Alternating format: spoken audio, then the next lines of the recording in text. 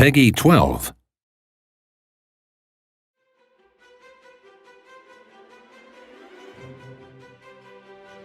Victoria 3 is a grand strategy game that takes place between the beginning of the Victorian age in the 1830s to the early 20th century. The 19th century saw the expansion of railways, the invention of the telegraph, mighty steamships, new weapons of war, and, most importantly, new ways of viewing the world. So I want to start by touching a little bit on the past of the series and what made Victoria 1 and 2 what they are and what made Victoria 2 such a popular game. And I really think it is because the games focus so much on internal management, on your population, your economy, and the sense that you're ruling over real people in a real society. What's really important, what sets the franchise apart as a series, is the emphasis on the political and economic management of your country. And that connection isn't something that we see in any games, to my knowledge. So something that really sets the Victoria games apart from our other titles is that there is a lot of focus inwards, what's happening inside your borders rather than all of what's going on outside of your borders and in relations with other countries.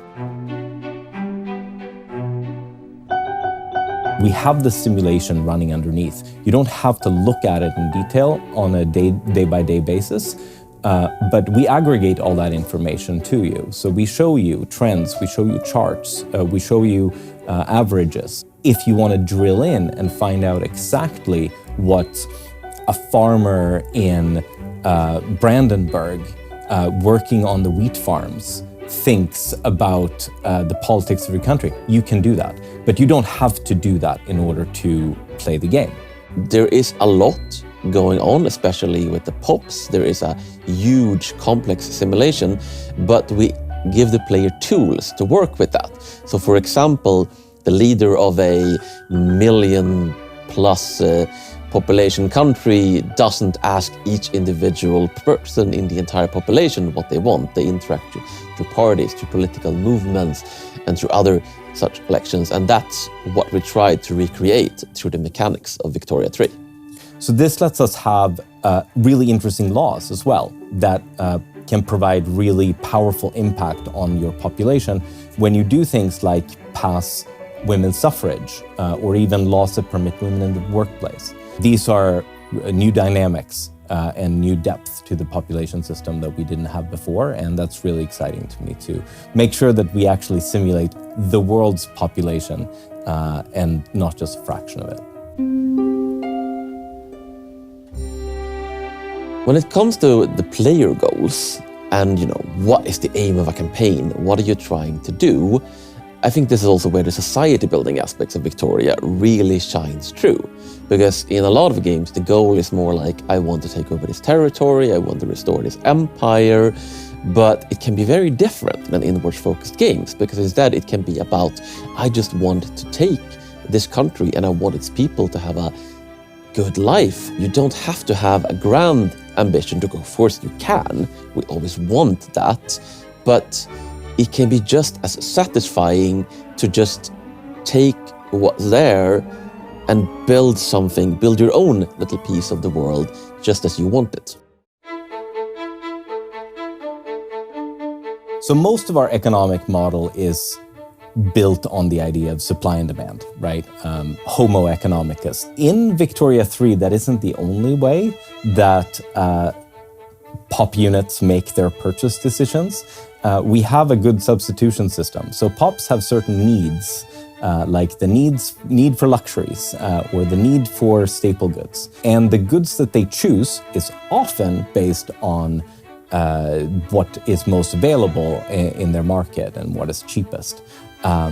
But in some cases, entire cultures can become fascinated with certain goods over other goods. So their need for luxurious exotic drinks might favor tea instead of coffee. If you don't provide it to them, they're going to get very upset. Their wealth is going to drop, there's going to be more radicals, and you're going to have to deal with that. So underlying Victoria 3 is this very complex economic simulation. And that's what drives the game and even its politics.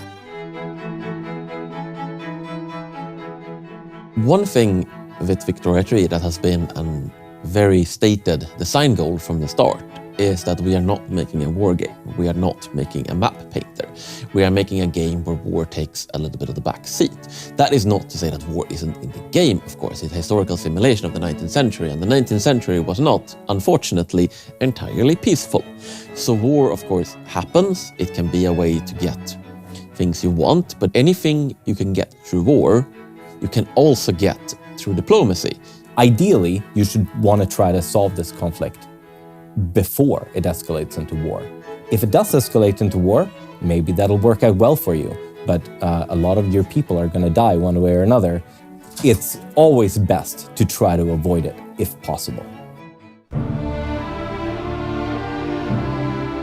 We start the game in 1836, we end in 1936. One thing that was definitely happening there was immense technological change and immense political change. Compared to previous eras in history, life could change rapidly in 5 to 10 years just from the result of a new invention. And that, of course, makes the inward aspects, the aspect of focusing on your people and their lives, that much more interesting. The 19th century is also a fantastic era for alternative history because there is so much potential for things to have played out differently, but also because it's the era that shaped our era. I think it's really exciting to get the sense of being able to look into the future of your campaign and imagine a different world right here and right now. Victoria is and should be a deep game with a lot of mechanics and potential complexity. And that's not something we want to change, but we have prioritized accessibility, not in the sense of wanting to streamline or just make the game simpler, but build, the interface, the tools, and the information that the player needs to be able to grasp and understand and eventually, master all of this complexity.